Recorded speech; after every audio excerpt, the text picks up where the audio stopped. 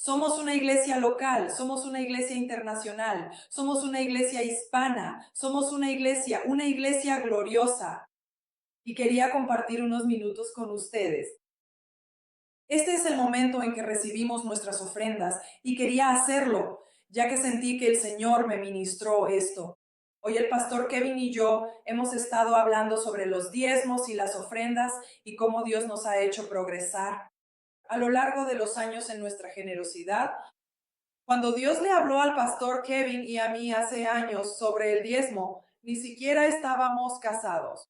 Yo estaba soltera y Dios me habló sobre el diezmo y yo estaba muy entusiasmada por hacer lo que Dios me dijo, asegurarme de que estaba pagando mis diezmos.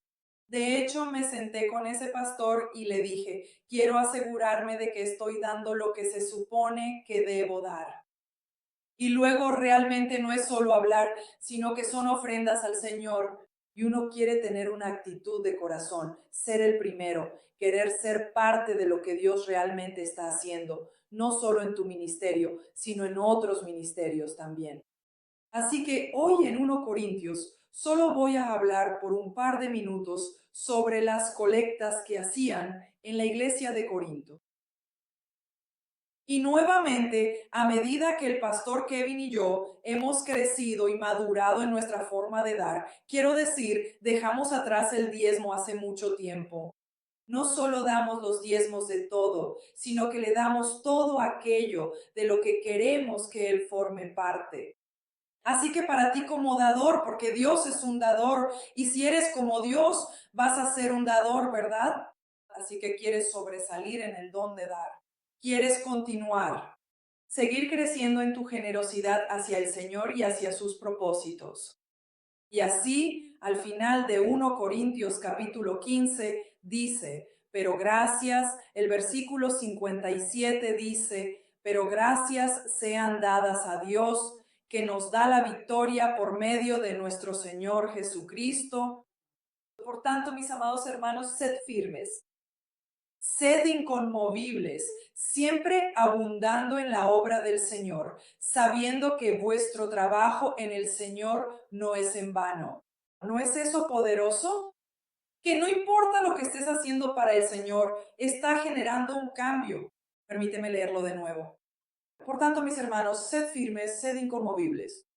No por lo que hagan las personas, sino inconmovibles en Cristo, siempre abundando en la obra del Señor, sabiendo que vuestro trabajo no es en vano. A veces la gente, como en el libro de Malaquías, pensaba que estaban diciendo que lo que hacían no les estaba prosperando realmente, no les estaba reportando ningún beneficio. Y miraban a la gente malvada que les rodeaba, pensando que estaban prosperando, pero no era así. Y la iglesia, la gloriosa iglesia, se está preparando para entrar en la época más gloriosa que jamás haya vivido. Y pasemos al capítulo 16. Vamos a seguir adelante. Y dice, ahora en cuanto a la colecta para los santos, como he ordenado a las iglesias de Galacia, así haréis también vosotros, cada primer día de la semana. Que cada uno de vosotros le guarde algo según Dios le haya prosperado, para que no haya reuniones cuando yo llegue. Pablo no quería que se celebraran reuniones ni tener que ir a recoger ofrendas cuando llegara. Él quería que ellos estuvieran preparados de antemano, trayendo los diezmos y las ofrendas a la casa de Dios. Ahora tú, como creyente, como cristiano maduro, siempre deberías estar en una actitud de pensar que estoy apartando para el Señor. ¿En qué quiere Dios que yo participe en este momento? Como les compartí, el pastor Kevin y yo hemos crecido y madurado en las cosas que tienen que ver con dar. No solo damos con damos en el, perdón, acabo de apagarlo. Pagamos por la iglesia, pagamos por el funcionamiento de la iglesia, sembramos para las naciones, sembramos en ministerios locales. Cuando escuchamos sobre algo nuevo que la gente está haciendo en Miami, sembramos en iglesias en Miami, sembramos en su canal de televisión en Miami. Así que cuando oímos que Dios está en una nueva obra, queremos ser los primeros en formar parte de ella. Queremos asociarnos con ellos. Eso no significa que vayamos a seguir sembrando y sembrando y sembrando para ellos. Vamos a seguir al Espíritu Santo, porque el Señor no quería que ningún ministerio nuestro dependiera de nuestras donaciones. Él quería que dependieran de Él, quiere que dependan de Él. Y no sé tú, pero si estás sirviendo al Señor en el ministerio, debes aprender a mirar a Jesús como el Jehová Jireh, quien provee todo lo que necesitas. No tus conexiones, no tus seguidores en Facebook, no la cantidad de personas, sino que Dios mismo proveerá. Y Él lo hará como siervo del Señor y como alguien que debe alimentarse de esta palabra, ¿de acuerdo?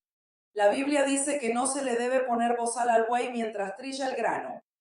Eso significa que nosotros, los que trillamos, los que enseñamos este evangelio, debemos alimentarnos de esto. No debemos enseñar sobre el diezmo y no diezmar. No debemos enseñar sobre dar y no dar. Somos responsables de comer y vivir esta palabra y en realidad de obtener nuestro sustentándonos de esta palabra que les estamos dando, debemos vivirla, debemos comerla, debemos tomarla y eso debe ser evidente en tu vida. Debe ser un ejemplo, debes poder ver la evidencia.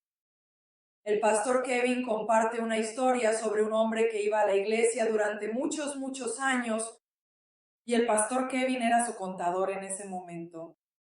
Y el hombre fue salvo y acudió al pastor Kevin para que le ayudara con sus impuestos. Y este hombre tenía una cantidad increíble de dinero saliendo por la puerta trasera. Simplemente estaban perdiendo todo tipo de dinero. De hecho, terminaron siendo víctimas de un desfalco. Una persona en su oficina estaba malversando dinero de esto. Era una empresa bastante grande y además de eso, se descubrió que llevaban una cantidad considerablemente extrema de facturas amontonadas en el interior de su vehículo personal. Tenían como miles de dólares, ¿verdad, pastor? $6,000 al mes en reparaciones de su auto. Bueno, eso a mí me suena como el devorador. Y no era eso. Así que lo que el pastor Kevin le dijo a este hombre, porque todos deberíamos estar creciendo. Gracias. No solo en la gracia, sino creciendo en el don de dar, creciendo en la gracia de dar y queriendo ser parte de lo que Dios está haciendo. Y entonces este caballero, el pastor Ketterman, estaba hablando con este hombre y le dijo, ¿sabes? Me parece que no eres un diezmador. Eso no puede ser cierto. Vas a la iglesia bautista todos los domingos. Tú haces todas estas cosas. Ya sabes, vas a la iglesia todos los domingos y miércoles y sabes que debes hacerlo. Esto no puede ser que no seas un diezmador. Y confesó que no lo era. Y mira, el devorador lo tenía porque sabía lo que tenía que hacer, lo que debía hacer, pero tomó una decisión. Simplemente no lo voy a recibir. Ahora bien, Dios no nos dice que demos el diezmo para quitarnos algo. Nos dice que comencemos a diezmar y a darle las primicias de todo lo que hagamos para que Él pueda bendecirlo. Amén. Gracias. No se trata de quitarte lo que estás haciendo, sino de traer la bendición. La Biblia dice que si la primera levadura, si la primera parte es santa, toda la masa es santa. Y así traemos los diezmos para identificar nuestro día, nuestra semana, nuestro ministerio, si es en el extranjero. Por supuesto, siempre que viajamos al extranjero traemos las primeras frutas. Cuando vamos al extranjero, no vamos al extranjero a recoger ofrendas para nosotros mismos. No es que la gente no recoja ofrendas, pero no son para este ministerio, sino que regresan a la iglesia. En esa nación, amén, nuestra semilla es sembrar las primicias en esa nación y compartir la palabra de Dios, amén. Así que quiero que sepas que Él desea que subas a un nivel más alto en tu generosidad y en las ofrendas y la oración y en cada aspecto de tu vida en Cristo. Y permítanme releer esto aquí. Pero gracias a Dios que nos da la victoria por medio de Jesucristo. Por lo tanto, hermanos, manténganse firmes, mantente firme, sé paciente, sigue adelante. Amén. Manténganse firmes, siempre abundando en la obra del Señor, porque saben que su trabajo, cuando trabajan para el Señor, contrariamente a lo que dice el mundo, contrariamente a lo que alguien reconoce, no es en vano. Él, Dios, es galardonador de los que le buscan y Él no es injusto para olvidar tu trabajo y cómo sirves, ministro. Eso está en Hebreos. ¿Cómo has dado y cómo le has dado a Él? Y Él no es injusto para olvidar tu obra de amor y cómo sirves para y al Señor. De eso se trata todo. No es para los hombres. Debe ser para el Señor. Si es así, nadie sabe. Recuerdo que hace años una mujer me dijo que estaban considerando no permitir que los diezmos fueran deducibles de impuestos. Y esto fue hace más de 30 años. Y yo pensaba, ella pensaba, me decía, oh, sé que la gente no va a diezmar porque no van a recibir la exención de impuestos. Sabes, no van a poder contarlo como una deducción fiscal. Y yo estoy pensando, esta mujer no tiene ningún entendimiento sobre el diezmo. Ahora, esto fue hace 30 y tantos, 34 años. Me di cuenta de que esa mujer no tenía ningún entendimiento de eso. Es para el Señor. Es lo que Él ve. Es una actitud del corazón. Es para Él. Él es quien recibe. No es para el hombre. No es para una iglesia. Pero Él es quien está velando por ello. La ofrenda. Él es quien vela por tu corazón. Ofrécele tus ofrendas. Y Él es fiel. Él es el que observa. Y entonces, cuando traen sus diezmos, cuando traen sus ofrendas, y ciertamente pueden traer, si estamos en su almacén, somos una iglesia local, somos una iglesia internacional, somos un ministerio de oración, somos muchas cosas.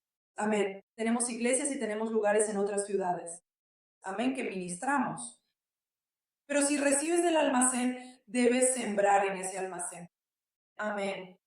Y sé que cuando te conectes verás un aumento porque la unción que está sobre este ministerio para las finanzas, la unción para la oración, la unción sobre los matrimonios, la unción que son puntos centrales y aspectos destacados de la visión de este ministerio.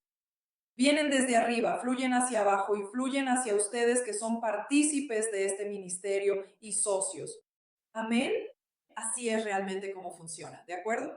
Y así puedes decirles a tus socios, eres socio, oras por nosotros. Puedes asociarte, no tiene que ser solo en lo financiero, pero si realmente eres parte, mira, nosotros somos socios con muchas personas. Oramos por grupos de personas, nos asociamos con ellos. Estamos más involucrados en ellos que ellos en nosotros. Ellos piensan que se trata de dinero, no piensan que se trata de la oración y de nuestra cobertura sobre ellos. Y oramos por muchos pastores internacionales y los cubrimos. Pero la asociación es de dos vías. Hay una parte que tú haces y una parte que nosotros hacemos. Y luego hay una parte que Dios hace y una parte que nosotros tenemos que hacer. Me gusta lo que dice el pastor Kevin. Podemos hacer la parte de Dios y Él no puede hacer nuestra parte. Así que si sois socios nuestros, si realmente tenéis alguna relación con nosotros, hacednoslo saber. Dinos que esta es tu semilla. Así es como vamos a orar por tu ministerio internacional. Vamos a ser tus aliados en la oración. Saturaciones una vez al mes.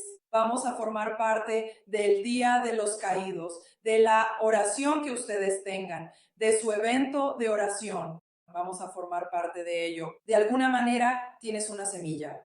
Amén. Porque quiere que lo veas, que Él lo bendecirá. Amén.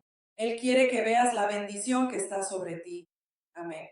Así que no basta con solo mirar. No basta con oír, sino que hay que poner en práctica la palabra. No ser un oyente olvidadizo, sino un hacedor. Amén. No sabía que iba a decir todo eso esta mañana, pero traigan sus horarios. Es una actitud difícil. Amén. Estoy buscando lugares. ¿Qué puedo ofrecerte hoy, Señor? ¿Qué quieres que traiga? Sabes, para ti hoy es mi momento de adoración. ¿Quieres que esté lleno del Espíritu Santo y ame a Jesús? ¿Quieres darle al Señor algo que Él pueda, que le agrade, que le bendiga? Y una cosa que sabemos, Él dice que es imposible, que sin fe es imposible agradarle. Así que la fe en Él, hoy es una manera en la que podrías bendecirle. Cree en Dios hoy. Gracias por permitirme compartir esta mañana. El pastor Kevin tiene una palabra poderosa esta mañana. Creo que estamos continuando ahora una serie sobre la confesión de la palabra que conocimos hace muchos años, pero que aún seguimos practicando. Estos fundamentos y principios sobre los que hemos vivido nuestra vida no han sido algo temporal. Nos mantenemos firmes en ellos, los ponemos en práctica. Sabíamos que seguiríamos con ello, igual que con mi pacto con Kevin. No estoy tratando de salir de él, estoy tratando de profundizar en él. Sé que hay más contenido en este pacto matrimonial que estamos por cumplir 34 años. Hay más en él, no menos. Hay más. Y por eso estoy muy agradecida. Pastor Kevin, por favor, pase al frente. Bendícenos hoy. Poderoso hombre de Dios, mi amor, mi amado. Muchas gracias de todo corazón. Aleluya. Bueno, muchísimas gracias de nuevo, mi preciosa. Gracias.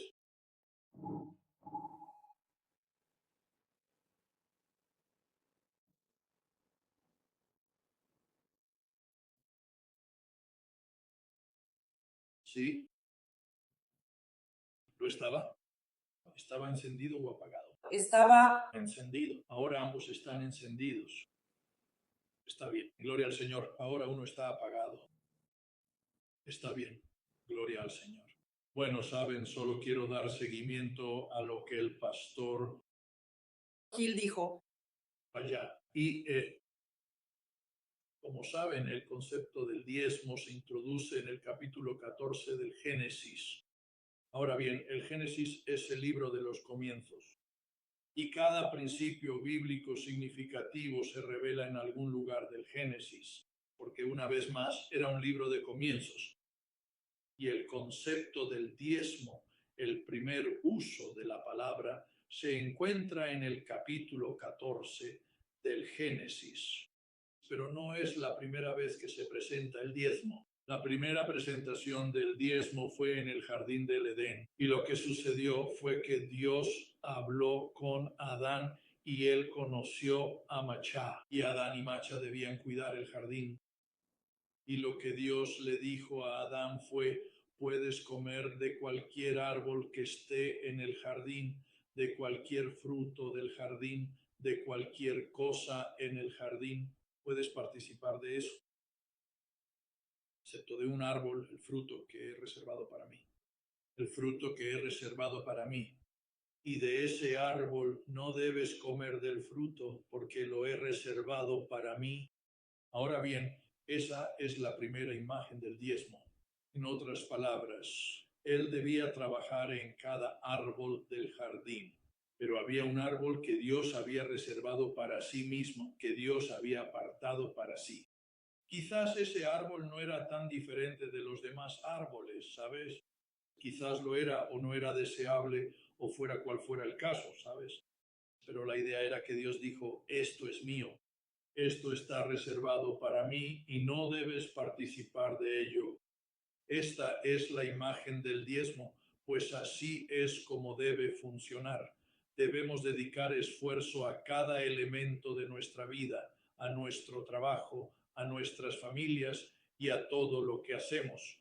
Pero Dios dijo que hay una porción que Él guarda para sí mismo, y es la primera parte, es la 10ª porción. Y lo que Dios dijo, y el pastor Gil lo citó en el libro de Romanos, que si las primicias son santas, en otras palabras, si sembraste al principio lo que se supone que debes sembrar para Dios, y por lo tanto lo santificas, por lo tanto lo haces santo en. Todo el trozo es sagrado y luego el resto también se vuelve sagrado. En otras palabras, ¿qué dices tú como mencionas sobre la cantidad? Nosotros hemos entrado en esa discusión en varias ocasiones diferentes, particularmente en el área de riquezas escondidas y lugares secretos. y las iglesias de la oscuridad, ya sabes ahora, y creemos en esto que está en Isaías 45. Y la pregunta es, tesoros de la oscuridad. ¿Qué significa exactamente eso? Bueno, porque Él nos dio tesoros de la oscuridad.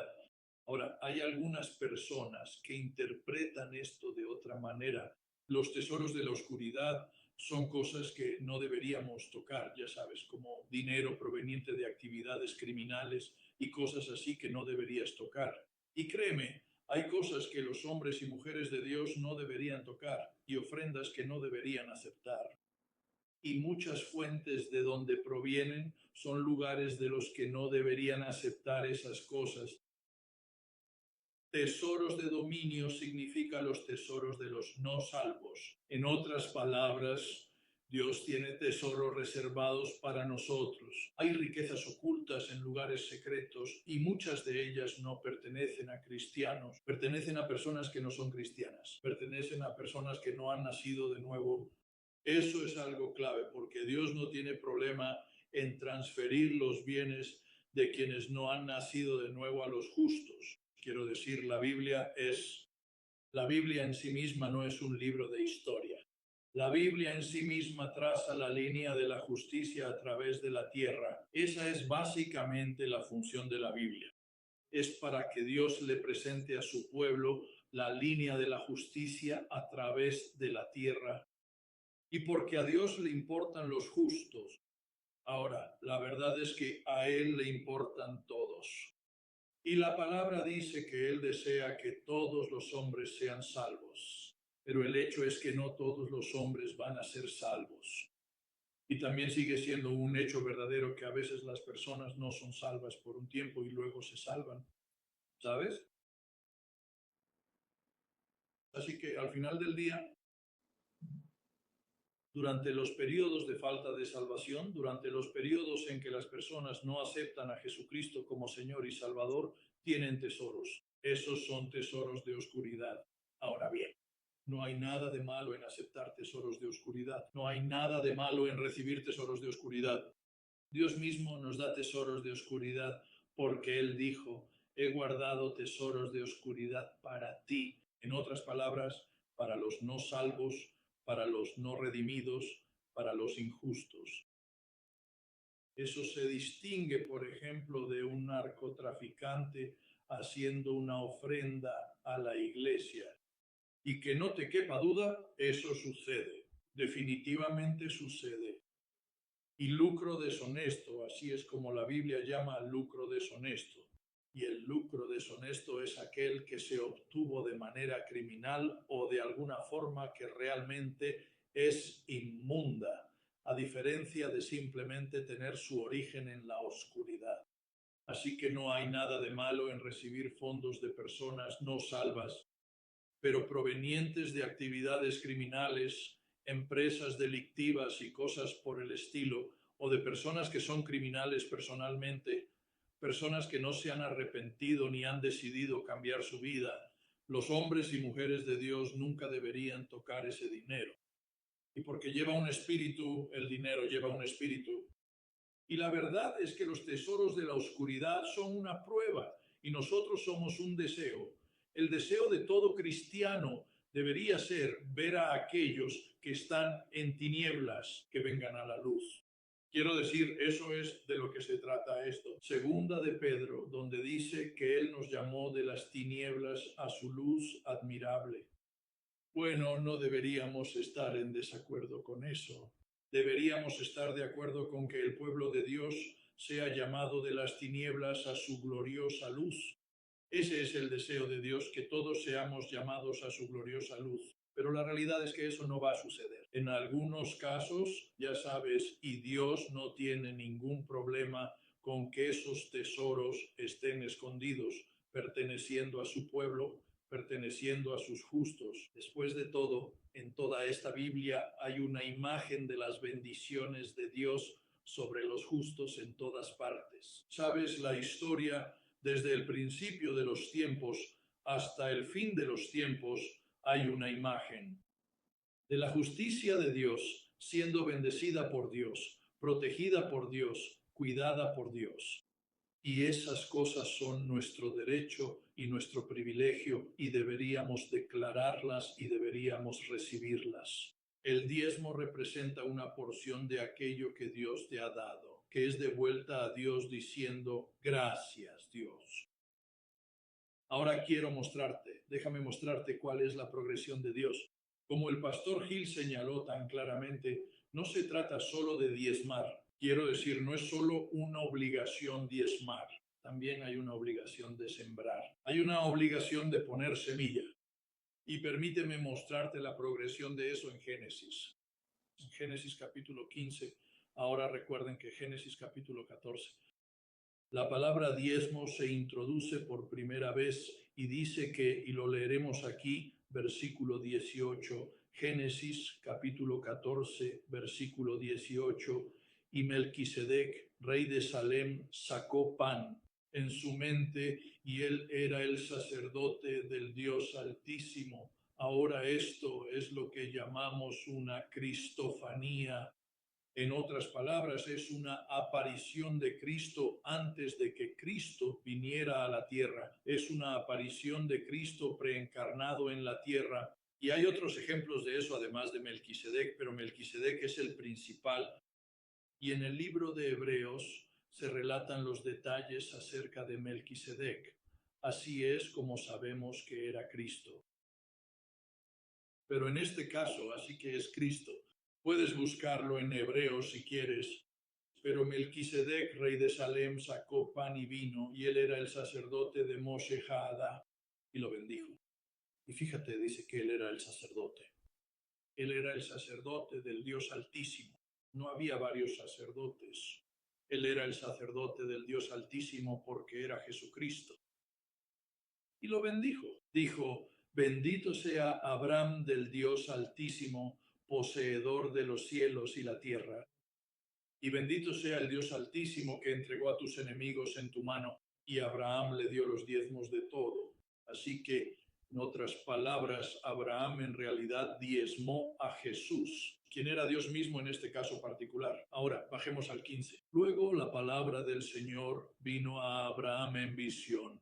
No temas, yo soy tu escudo y tu recompensa será muy grande. Y Abraham dijo, Señor, ¿qué me darás? Mira, mi heredero será de mi casa, como Eliezer de Damasco. He aquí, no me has dado descendencia. He aquí tú. En otras palabras, que lo que Abraham está diciendo es que tengo estas promesas y demás. Pero a veces se requiere más que una promesa. Se necesita una descendencia y tú no me has dado ninguna descendencia. ¿Qué me darás viendo que sigo sin hijos? En otras palabras, el deseo del corazón de Abraham era tener un heredero varón que fuera su descendencia después de él en la tierra. Y lo que Abraham le dijo a Dios es, ¿estás bien? Tú prometiste estas bendiciones de aquel tiempo, prometiste estas cosas que me pertenecen. Eso es lo que él dijo. Él dice, bendíceme Abraham, Dios Altísimo, bendíceme Dios Altísimo, pero eso no me da descendencia. Y he aquí la palabra del Señor vino a él diciendo, no será ese tu heredero, sino que el que salga de tus entrañas, él será tu heredero. Y lo sacó afuera y le dijo, mira ahora hacia el cielo y dime las estrellas, si puedes contarlas. Y les dijo, así será mi descendencia. Y él creyó en el Señor y le fue contado por justicia. He aquí, no me has dado descendencia. ¿Y qué te da Dios? Dios le da la palabra. Dios le da la palabra. Todo lo que Dios va a hacer por ti tiene su origen en la palabra. Hay una palabra que sale. La Biblia dice que Él llama el fin desde el principio. Él lo declara antes de hacerlo realmente. Así que la palabra de Dios es su semilla. Y una de las cosas de las que vamos a hablar hoy es de orar la palabra. La palabra de Dios es la semilla de Dios. Es la semilla principal de Dios. Es lo más poderoso que Dios puede darle a un hombre. Es su semilla, su palabra. Aleluya. Entonces lo que está sucediendo aquí es